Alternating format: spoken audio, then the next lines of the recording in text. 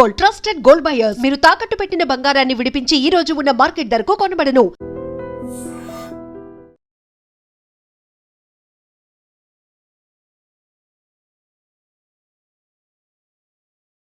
Hi hello నమస్తే welcome back to our channel. నేను మీ వైషు. బేసిక్గా హైదరాబాద్లోనే కాదు ఎక్కడైనా సిటీస్లో ఒక ఇల్లు కట్టుకోవాలనేది చాలా మందికి కల. ఆ ఇల్లు రెంట్కి ఇవ్వాలంటే అది పెద్ద బాధ్యత. ఈ మధ్యకాలంలో పాపం రెంట్కి వచ్చే వాళ్ళు ఎక్కువైనప్పటికీ ఆలోచించకుండా ఇచ్చేస్తున్నామా లేకపోతే ఏంటి ఇబ్బంది అని తెలియట్లేదు, కానీ ఓనర్స్ బాగా ఇబ్బంది పడుతున్నట్లు తెలుస్తుంది. ఎందుకు ఇబ్బంది పడుతున్నారు, మెయిన్లీ అసలు ఒక ఇంటిని రెంట్కి ఇచ్చేటప్పుడు ఓనర్స్ చేస్తున్న అతి పెద్ద తప్పేంటి, ఈ విషయం గురించి మాట్లాడడానికి ఈరోజు నాతో పాటు అడ్వకేట్ జిఎం రావు గారు ఉన్నారు. సార్తో మాట్లాడదాం. హలో సార్, నమస్తే. నమస్తే అమ్మా. బాగున్నారా సార్? బాగున్నాను. సో ఓనర్స్ మామూలుగా యాక్చువల్లీ రెంట్కి ఇల్లు దొరకట్లేదని టెనెంట్స్ బాధపడాలి, ఇచ్చే వాళ్ళు ఎక్కువ బాధపడుతున్నట్లు కనిపిస్తున్నారు ఈ మధ్యకాలంలో. మెయిన్లీ ఫస్ట్ క్వశ్చన్, అసలు ఏంటి అంత పెద్ద తప్పు? ఒక ఇంటిని మనం రెంట్కి ఇస్తున్నాము అంటే ఫస్ట్ చేస్తున్న మెయిన్ తప్పు ఏంటి ఓనర్స్? చాలా పెద్ద తప్పు చేసేది ఏంటిదనంటే, వాళ్ళు ఇన్కమ్ ట్యాక్స్ నుంచి బయట సేవ్ చేసుకోవడానికి కానివ్వండి, for various reasons, okay, rental అగ్రిమెంటే ఎగ్జిక్యూట్ చేయరండి. ఓకే, రెంటల్ అగ్రిమెంటే ఉండదు. రెంటల్ అగ్రిమెంట్ ఎంతవరకు ఇంపార్టెంట్ అంటారు? రెంటల్ అగ్రిమెంట్, మీరు లీగల్ డిస్ప్యూట్స్ ఏది వచ్చినా కానీ rental agreement is compulsory as an evidence. Okay, rental agreement లేకుండా ఇవ్వడం ఒక పెద్ద తప్పు. రెండోది ఏంటిదనంటే, మనకు ఒక రెంటల్ అగ్రిమెంట్ అనేది 11 monthsకే ఉండాలి. 11 months కంటే ఎక్కువ ఉంటే that will be considered as lease and it must be registered. Okay, so ఈ రెంటల్ అగ్రిమెంట్ ఒకటి లేకపోవడము, ఒకటి మనకు 11 months అనేది కూడా పీరియడ్ ఇచ్చేసుకోకపోవడం. ఓకే, అండ్ దాని లోపల క్లియర్గా టెనెన్సీ పీరియడ్ అనేది మనకు మెన్షన్ అయి ఉండాలి. For example, tenancy period is 11 months. Okay, fixed tenancy. Termination clause అనేది కూడా చాలా ఇంపార్టెంట్ దీని లోపల. టర్మినేషన్ క్లాజ్ అనేది అంటే ఫర్ ఎగ్జాంపుల్ 11 months మనం రెంట్కి ఇచ్చాము, ఎప్పుడు టర్మినేట్ చేయొచ్చు, 11 months తర్వాత నేను నోటీస్ ఇస్తాను, నువ్వు వెకేట్ చేయాలనేది. అయితే 1 to 3 months ఉంటుంది నోటీస్ పీరియడ్. అంటే మనం అతనికి వెళ్ళిపో అని చెప్పడానికి 3 months ముందు నోటీస్ పీరియడ్ ఇస్తామనో, లేకపోతే 2 months ముందు ఇస్తామనో, 1 month ముందు నోటీస్ ఇస్తామనో మనము కంపల్సరీగా నోటీస్ పీరియడ్ మెన్షన్ చేయాలి. ఓకే, అలా మెన్షన్ చేసి మనం నోటీస్ ఇవ్వడం మాత్రం ఖచ్చితంగా ఇవ్వాలి. ఓకే, నోటీస్ 3 months ముందే నోటీస్ ఇవ్వాలి. ఈ టెనెన్సీ పీరియడ్, ఇది మన నోటీస్ పీరియడ్ అనేది చాలా మస్ట్ క్లాజ్ అండి అది. బట్ టెనెంట్స్ కి ఇబ్బంది ఉండదా సార్? వీళ్ళు ఇష్టం వచ్చినప్పుడు వెళ్ళిపోమని చెప్పి అది అట్లా పాసిబుల్ కాదండి. ఇష్టం వచ్చినప్పుడు వెళ్ళిపోవడానికి వీలు లేదు. మనం రాసుకోవాలి, 3 months ముందు మీకు నోటీస్ ఇస్తాము, 11 monthsకి 3 months ముందు, లేదా మనకు 1 month ముందు నోటీస్ ఇస్తామని చెప్పి వాళ్ళ ఇద్దరు అండర్స్టాండింగ్ ప్రకారంగా నోటీస్ పీరియడ్ మాత్రం కంపల్సరీగా మెన్షన్ చేసుకోవాలి. ఓకే, ఎప్పుడంటే అప్పుడు వెళ్ళిపోవడానికి ఉండదు. ఎప్పుడంటే అప్పుడు వెళ్ళిపోవాలని అంటే గ్రౌండ్స్ ఫర్ అర్లియర్ టర్మినేషన్ అనేసి అది కూడా రాసుకోవాలి. అది కూడా ముందే రాసుకోవాలి. అది కూడా మనకు రెంటల్ అగ్రిమెంట్లోనే ఉండాలి. Grounds for earlier termination. కొన్ని గ్రౌండ్స్ చెప్తాను. ఆ grounds for earlier termination can be anything. ఇప్పుడు ఓనర్ వాళ్ళ అబ్బాయి యుఎస్లో ఉంటాడు, అతను యుఎస్ నుంచి వచ్చాడు, అతనికి అర్జెన్సీ ఉంది, అతను ఉండాలి. సో అట్లాంటప్పుడు ఫర్ ఎగ్జాంపుల్ ఇంకోటి ఏంటంటే, నేను మీకు రెంట్కి ఇచ్చాను, మీరు ఉండకుండా ఇంకోనికి సబ్లెట్ చేస్తున్నారు. అట్లాంటప్పుడు నేను మీకు నోటీస్ ఇచ్చి పంపించేయచ్చు వెంటనే. అట్లాంటివి కూడా అందులో అట్లాంటివి చేసినా కానీ మనం అర్లియర్ వెకేషన్ గురించి మనం నోటీస్ అనేటివి మెన్షన్ చేసుకోవాలి, టర్మ్స్. ఇట్లాంటివి చాలా ఉంటాయి. Okay, apart from that eviction default class, మనకు రెంటల్ డిఫాల్ట్ అయినా కానీ మనము ఇంకా మీరు వెకేట్ చేయాల్సిందే అని చెప్పి పెట్టుకోవాలి. అంటే రెంట్ ఇవ్వకపోయినా, రెంట్ ఒక 2 months 3 months రెంట్ ఇవ్వకపోతే మీరు ఆటోమేటిక్గా మీరు వెకేట్ చేసేయాలి అని చెప్పి మనం అట్లా పెట్టుకోవాలి. అది కూడా ముందే అన్ని రాసుకోమంటున్నారు, ప్రతిదీ ఇవన్నీ కంపల్సరీగా రాసుకోవాలమ్మా ఇది. అండ్ ఇంకోటి చాలా ఇంపార్టెంట్ థింగ్, మన ఓల్డ్ సిటీలో కానివ్వండి, ఇప్పుడు మా దగ్గర కూడా అయితే టెనెంట్ అసలు ఎవరు అనేది వెరిఫికేషన్ చేసుకోవాలి. ఓకే, ఇప్పుడు ఒక టెనెంట్ గురించి చెప్తాను జనరల్గా. ఒక టెనెంట్ ఏంటిదనంటే జనరల్గా చాలా మంచి బ్యాంక్ ఎంప్లాయీ టైప్లో ఫోర్స్ కొట్టి వచ్చి తీసుకున్నాడు. ఓకే. అతని బిజినెస్ ఏంటిదనంటే డ్రగ్స్, గాంజాయి డీల్ చేయడం. అలాంటి వాళ్ళని బ్యాక్గ్రౌండ్ వెరిఫికేషన్ ఎలా చేయగలరు సార్? కంపల్సరీ అదే వస్తున్నాను నేను. ఈ టెనెంట్ మనకు ఈ మనం టెనెంట్కి ఇచ్చే ముందు అతని ఆధార్ కార్డు ఓకే. తీసుకొని ఆ ఆధార్ కార్డు ద్వారా మన లోకల్ పోలీస్ స్టేషన్లో పోలీస్ వెరిఫికేషన్కి ఇవ్వాలి. ఓకే. ఇతను ఉన్నాడు, ఇతను ఎవరు అని చెప్పి మనం పోలీస్ వెరిఫికేషన్ చేసిన తర్వాతనే ఇవ్వాలి. పోలీస్ వెరిఫికేషన్ చేయకుండా ఉంటే ఇప్పుడు మా దగ్గర జరిగిన ఒక పరిస్థితి ఏంటిదంటే అతను గాంజాయి, ఇతను కూడా తీసుకుంటాడు గాంజాయి, అమ్ముతాడు కూడా. ఓకే.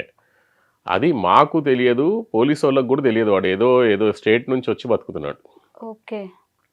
చూడ్డానికి మాత్రం అసలు అంటే ఎవడైనా మందు తాగితే మనకి స్మెల్ వస్తుంది కానీ గాంజాయి తాగితే అసలు తెలియదు. వాడి ఫేస్, వాడి నడక ద్వారానే తెలుసుకోవాల్సి వస్తుంది.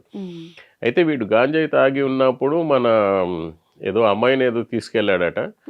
మనోడు ఆపాడు, మన వాచ్మెన్ ఆపితే నువ్వు నన్ను ఆపుతావురా అని చెప్పి వాడిని పిచ్చిగా కొట్టేశాడు. కొట్టగానే అది మొత్తం కెమెరాలో క్యాప్చర్ అయింది. సో ఇమీడియట్గా పోలీస్ని పిలిచి వాడికి టెస్ట్ చేపిస్తే వాడు గాంజాయి తాగి ఉన్నాడు. వాడిని లోపల వేశారు police. Okay. So police verification అనేది కంపల్సరీగా ఏ ఓనర్ అయినా కానీ పోలీస్ వెరిఫికేషన్ లేకుండా తీసుకోవడం వేస్ట్ అండి. నమ్మకూడదు. నేను ఆ బిజినెస్ చేస్తాను సార్, ఈ బిజినెస్ చేస్తాను సార్. అతను ఓన్లీ ఐడెంటిఫికేషన్ ఇస్తున్నాడు కానీ అసలు వాట్ ఎగ్జాక్ట్లీ హీఈస్. ఓకే. అతను ఒక మర్డర్ చేసి వచ్చిండా, లేకపోతే దొంగతనం చేసి వచ్చిండా, ఏం చేసి వచ్చిండు తెలియదు. హైదరాబాద్ అట్లా అంతా సేఫ్ ప్లేస్ అయిపోయింది తెలుసా. ఇట్లాంటి ఓనర్స్ దాక్కోవడానికి ఓనర్స్ కూడా పట్టించుకోవట్లేదు. డబ్బులు వస్తున్నాయా చూసుకుంటున్నారు కానీ ఇవి పట్టించుకోవట్లేదు. చాలా మంది అసలు ఓనర్స్ ఉండరు కదా ఇంట్లో, వెళ్ళిపోతారు. ఇంకోటి ఇప్పుడు నా దగ్గర వచ్చే కేసెస్లలో ఎన్ఆర్ఐస్ ఉంటారు. ఎన్ఆర్ఐస్ ఏంటిదంటే మంచి పెద్ద బిల్డింగ్ ఉంటుందండి అది. దానికి సెక్యూరిటీ ఉండదు, ఏముండదు. వాళ్ళకి ఎవరికో తెలిసినోడు ఆడు చెప్పాడు, అందుకే మేము రెంట్కి ఇచ్చామంటాడు. ఆడు ఇంకా అక్కడ నుంచి కదలాడండి. ఆడి వాడు పేపర్లన్నీ మార్చుకొని ఇది నాది అని చెప్పి కూర్చుంటాడు. And that dispute they will create that dispute for next 30 years. 30 years అయితే ఇంక ఏముంది చెప్పండి మీరు. అలాంటి టైంలో ఏం చేయగలరు ఎన్ఆర్ఐస్? ఏది ఇప్పుడు వాళ్ళు ప్రికాషన్ తీసుకోకుండా ఏం చేయలేము కదా. ఇప్పుడు చేతులు గాలినాక ఆకులు పట్టుకున్నట్టు ఉంటుంది అది సంగతి. సో ఇనిషియల్లోనే ప్రికాషన్ తీసుకోవాలి. చాలా మంది ఓనర్స్ కి లా గురించి తెలియకపోవచ్చు, రెంట్ కట్టకపోయినా ఇబ్బంది పడుతూ అలానే ఉంచుకుంటారు. కరెంట్ బిల్లు కరెంట్ కట్ చేయడం, వాటర్ ఆఫ్ చేయడం ఇట్లాంటివి చేస్తే మీరు అలా ఎలా చేస్తారని చెప్పి టెనెంట్స్ బెదిరించే అవకాశాలు చాలా ఎక్కువ ఉంటాయి కదా. మరి అలాంటి సిచ్యువేషన్స్ సో ఇప్పుడు చాలా ఇంటెలిజెంట్ టెనెంట్స్ ఉంటారమ్మా. ఇంటెలిజెంట్ టెనెంట్స్ అంటే ఎట్లా అంటే వాడు చాలా కామ్గా ఉంటాడు అండ్ ఇంట్లో కెమెరా పెడతాడు అనమాట.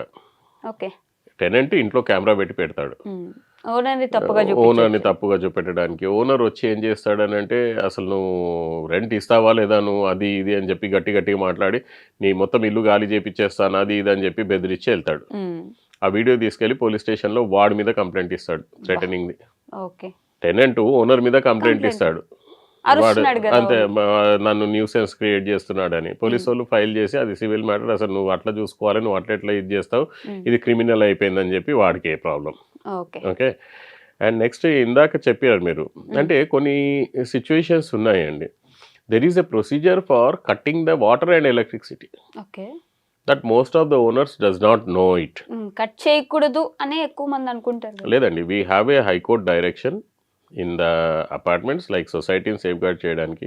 ఎవడైతే మెయింటెనెన్స్ అండ్ ఇది రెంట్, మెయింటెనెన్స్, ఎలక్ట్రిసిటీ బిల్ ఇవి పే చేయట్లేదు వాళ్ళకి light and electricity bill cut చేయొచ్చు అని చెప్పి ఒక ప్రాక్టికల్ ఎగ్జాంపుల్ చెప్తాను. సో ఒక కాంప్లెక్స్లో ఒక పర్సన్ రెంట్కి తీసుకున్నాడు.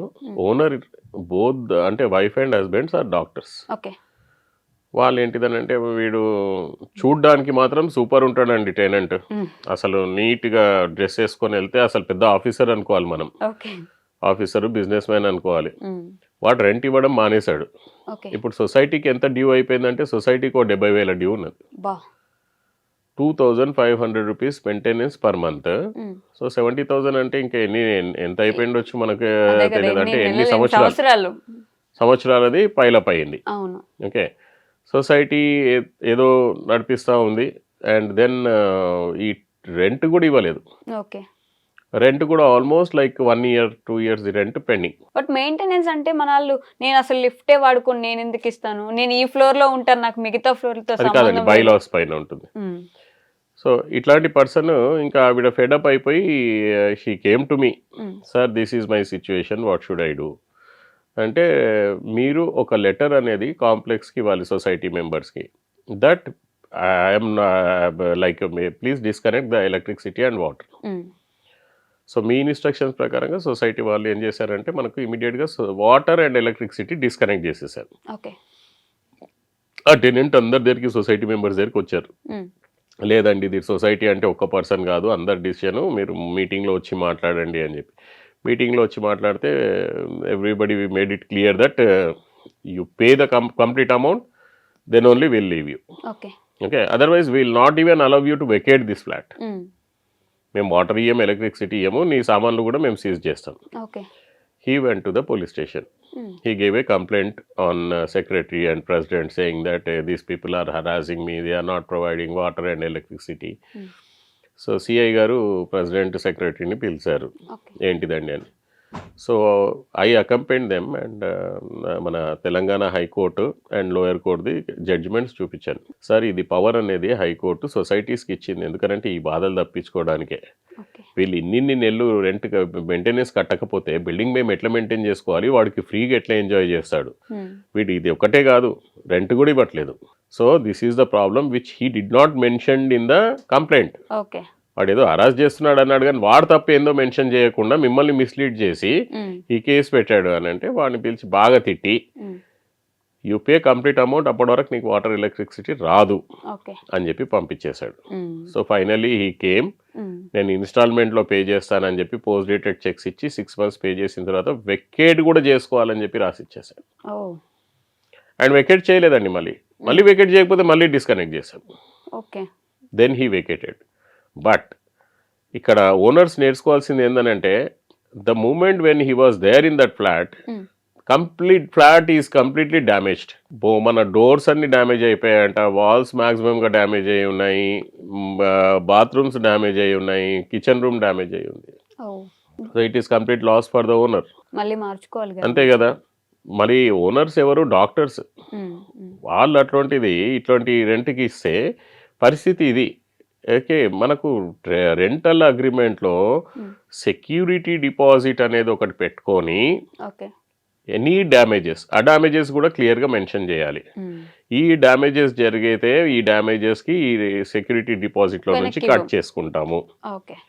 ఫర్ ఎగ్జాంపుల్ పెయింటింగ్ ఉందండి, ఈ కాలంలో పెయింటింగ్ ఎంత అవుతుందో ఒక 20,000 అవుతుండొచ్చు ఇంటికి, 20-25 మినిమంగా మాట్లాడుకుందాం. ఒక ఓవరాల్గా 25,000 రూపీస్ పెయింటింగ్ అవుతుంది. వాళ్ళ ఇంట్లో చిన్నపిల్లలు ఉంటారు, రెంట్కి ఇచ్చాము, అన్ని గోడలన్నీ గీసి పెడతారు. ఇప్పుడు ఆ టెనెంట్ వెళ్ళిపోయిన తర్వాత వీడికే లాస్ కదా. కాబట్టి they have to keep the security deposit and mention in the rental agreement that for any kind of damages అని చెప్పి ఫర్ ద కొన్ని మెన్షన్ చేయాలి. ఇట్లా వాల్స్కి ఏమైనా అయినా కానీ, పెయింటింగ్ అయినా కానీ, కమోడ్ ఏమైనా దెబ్బతిన్నా కానీ, ట్యాప్స్ ఏమైనా దెబ్బతిన్నా కానీ, వైరింగ్ ఏమైనా దెబ్బతిన్నా కానీ, స్విచ్చెస్ ఏమైనా అయినా కానీ, అట్లాంటివి అన్నీ మెన్షన్ చేసుకొని ఇవన్నీ మేము సెక్యూరిటీ డిపాజిట్లో కట్ చేసిన తర్వాతనే మీకు రిమైనింగ్ అమౌంట్ ఇస్తాము అని చెప్పేసి. సో ఇన్ని ప్రికాషన్స్ తీసుకోకుండా రెంట్కి ఇస్తే మాత్రము చాలా అంటే చాలా ఇబ్బంది పడతారు. This is the my practical experience. ఎంతో మంది ఇబ్బంది పడుతున్నారండి, ఎన్ఆర్ఐస్ అండ్ మన లోకల్ వాళ్ళు. ఇవే కాదు, దీంట్లో చాలా ఉన్నాయి. అంటే ప్రాపర్ అడ్వకేట్ దగ్గరికి వెళ్ళి, సార్ నాకు ఈ అన్ని నుంచి నేను సేవ్ కావాలి, ఇప్పుడు నా దగ్గరకు వచ్చి అదే అంటారు, sir please draft rental agreement in such a way that నాకు ఈ సిచ్యువేషన్లో నేను వేకేట్ చేయగలగాలి, నాకు రేపటి దినం ప్రాబ్లం రాకుండా. బట్ ఇప్పుడు ఉన్న సిచ్యువేషన్లో ఓనర్స్ ఏం చేస్తున్నారండి, ఆ జిరాక్స్ ఓన్ దగ్గరికి పోయి ఒక రెంటల్ అగ్రిమెంట్ ఈ బాబు నీ దగ్గర ఉంటుంది కదా అని అంటే వాడు ఏదో ఒక రెంటల్ అగ్రిమెంట్ ఇస్తాడు, దాన్ని కాపీ కొట్టి వీడిస్తాడు. దాంట్లో టర్మ్స్ అండ్ కండిషన్స్ ఏముండవు, జస్ట్ 11 months అగ్రిమెంట్, నువ్వు నెల 1st 10th పే చేయాలి. పే చేయకపోతే ఏమవుతుంది, డ్యామేజెస్ ఏమైతే ఏమీ ఉండవండి దాని లోపల. And then these people are suffering. So they are enjoying. Owners are, అది ప్రాపర్టీ అంత valued property, maybe 1 crore property, 80 lakhs property or something. and they are getting the rental amount of rupees minimum 20,000 to 80,000, 1 crore rent కూడా ఉన్నాయి. అంత pay చేసేటప్పుడు ఒక advocate దగ్గరికి వెళ్ళి 10-25 వేలు పెట్టి ఒక మంచి రెంటల్ అగ్రిమెంట్ రాయరా బాబు వీనికి సూటబుల్గా ఓకే అని చెప్పారు. ఆ రెంటల్ అగ్రిమెంట్ ఏంటంటే ఇవాళ రేపు ఇంటర్నెట్లో నుంచి డౌన్లోడ్ చేసుకోనో లేకపోతే జిరాక్స్ షాప్ దగ్గరికి వెళ్ళో ఆ రెంటల్ అగ్రిమెంట్ వాళ్ళు ఇష్టం వచ్చినట్టుగా తయారు చేసుకుంటే ఎన్ని ప్రాబ్లమ్స్ ప్రాక్టికల్గా మనం చూస్తున్నాం. So to end with this ఒక్క సజెషన్ ఏంటి మీరు ఓనర్స్కి ఇవ్వాలనుకునేది? ఓనర్స్కి ఇవ్వాల్సిన సజెషన్ ఏంటిదంటే నేను చెప్పినట్టుగా బెటర్ ఒక మంచి అడ్వకేట్ని అప్రోచ్ అవ్వండి. నేను నన్నే అప్రోచ్ అవ్వాలని అనట్లేదు, నేను దగ్గరలో ఉన్న మంచి property lawyer who is really experienced. Okay, ఇప్పుడు నా ఎక్స్పీరియన్స్లో నేను కొన్ని వేల ఇవి చూశాను నేను ఇట్లాంటి టెనెంట్ డిస్ప్యూట్స్.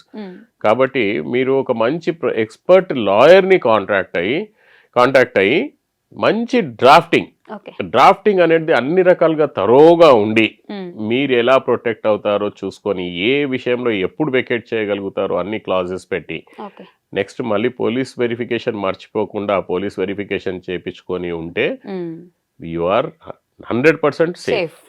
ఓకే, ఇది లేకుండా ఉంటే మాత్రము yes, that is what is happening. Okay sir, thank you. Thank you ma'am.